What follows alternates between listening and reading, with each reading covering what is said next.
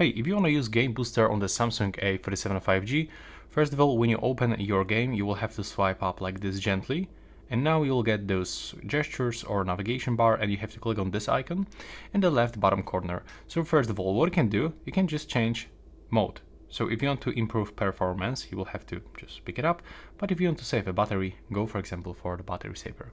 And as you can see here, we can find multiple features. Like really useful is for example this one, to block things like navigation buttons, edge panel and auto brightness, so you will don't exit from your game when you get some important moments in the gameplay. You can also record a gameplay by clicking here. Of course, there's a quick shortcut. You can take a screenshot, you can turn on the touch protection like so, or for example we can find a system monitor, but for me it's actually not working, it doesn't show up anything, so I'm not sure what it is. And we can also hide this floating menu, or for example we can find some settings, right?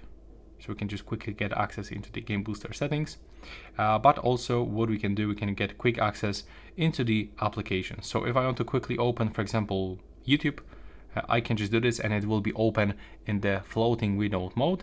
It will not close the game, which is really useful. And that's basically how we can use the game mode on the phone. Thank you so much for watching.